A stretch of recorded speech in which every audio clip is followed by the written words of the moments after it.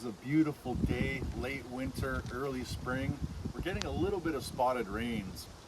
Even though the forecast said no rains today, tomorrow, you never can trust the forecasters because Mother Nature does what she wants. Regardless, it's a great time of year to start seeds, get an early jump start on the season, propagate and germinate. And I have a mango that I bought from the store here. This is a Mexican mango that is an Altofo mango. So what I'm gonna do is, first of all, enjoy this delicious, sweet, fleshy mango here. And I'm gonna take the seed and I'll show you how we're going to propagate a mango tree from a store-bought mango.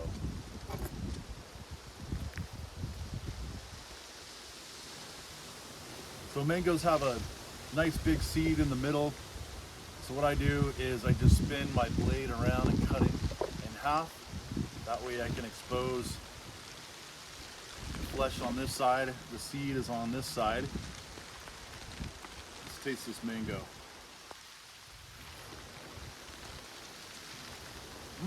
Sweet, a little bit tangy, delicious flavor.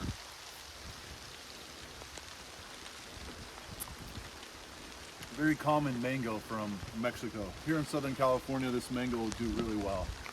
Here comes the rains. We need them, every drop.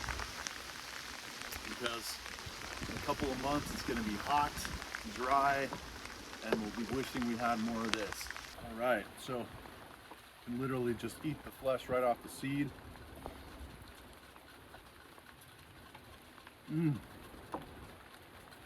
Delicious. We'll compost the skins. So now we have the seed. It's a smaller seed. This is a smaller variety of mango. I'm gonna stick this in a little cup of water for now. This is a larger mango here. This is a Kent variety of mango and it has a much larger seed. Mangoes have a really hard shell. So what we want to do is to expose the embryo seed inside the shell. What we want to do is just cut off the end, the very end here, without damaging the embryo inside. And that way we can kind of pry it open like we would a seed, a nut, to expose the inner nut or the seed inside the embryo. So I'm gonna take my knife, very carefully just cut through the shell, vertical. Okay. You can see I've cut through the shell and we have the embryo inside. And now I can just pry this open to get the seed. If you get the right angle, you can usually just pry it open with your fingers. So open it. Oh! We got a jumper. Kind of like a Mexican jumping bean, jumped right out of the shell. And there you go, there's the embryo. The mango seed came out of its shell. So I like to start the mangoes in about a gallon size pot. And if we think about the tropics where mangoes grow, they like really sandy, well-drained soil. They don't need a lot of organic matter in the soil. They can grow nearly in pure sand. So what I have here is a mix of local native soil from the land here with half potting soil. I'm going to bury this just flat, not too far down from the surface, literally like half an inch down. I'll just cover it. I'll water it in. It's really important, these young starts need to be kept nice and moist, but also a really well draining medium, whatever you use. The endosperm of the seed contains nutrients for that seed to germinate and grow. So it doesn't need a whole lot of nutrients from the get-go. Now that I've planted my embryo seed, my mango seed, What I like to do is keep these on a propagation mat inside during the late winter, early spring, because it's still not quite, we don't quite have 12 hours of sunlight yet, and we still have, it's mildly cool. We're getting into the mid 40s. So if we put this on a heat mat, that's going to raise the temperature of the soil and really help the germination of the seed. So at nighttime, I put it in the propagation shed, and I do have some artificial LED grow lights that I'm doing supplemental lighting to get more of a 12-hour cycle.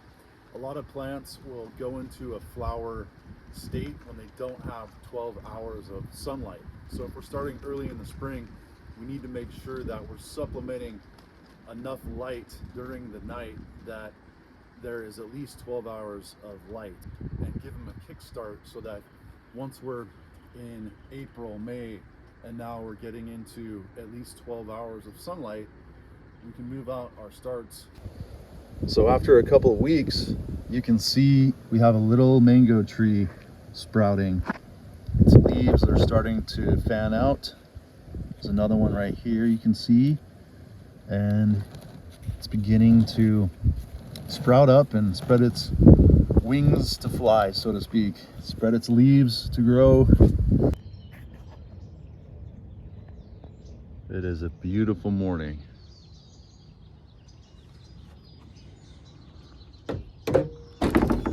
Here inside our propagation / tool shed / preservation space, multifunctional shed here, we have the starts that we're propagating, and we're keeping them in here with some supplemental lighting, some LED lights, grow lights here, just to give them a little something to keep them in a vegetative cycle. We want to keep the 12-hour cycle of light on them for that veg cycle. So because we're in early April, we still don't have that outside, and it's a little cool.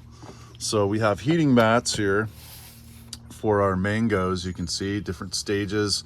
This one just cracked the surface. These took about 3 weeks to a month for the germination to start sprouting, and then once it's sprouted, this is about a month of growth here. This propagation area really helps to jumpstart your season. We have some papaya and some guava over here.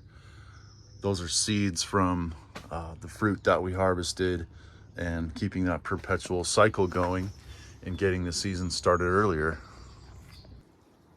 So I'm down here in the nursery, my little staging area for many of the fruit trees that I'll be planting at multiple locations, setting up some food for us.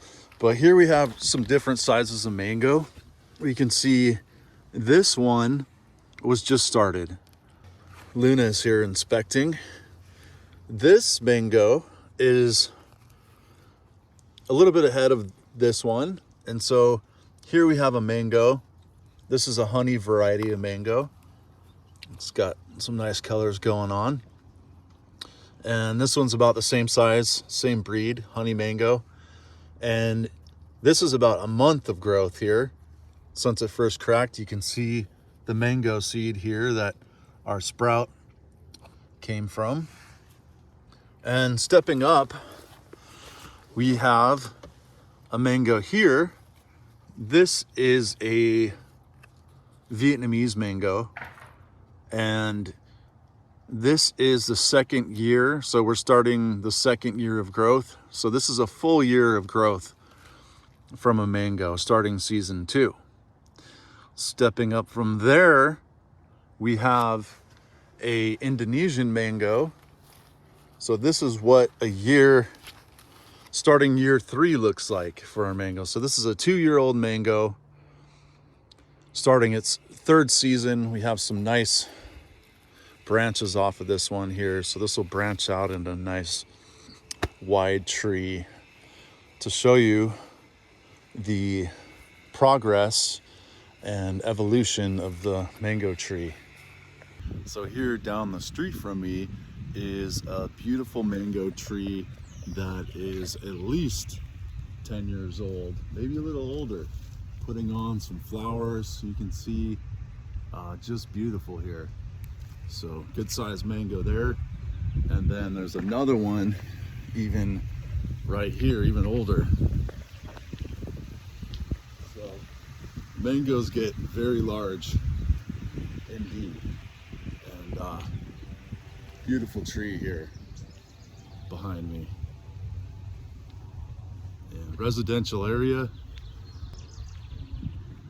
thing must produce a lot of mangoes every year.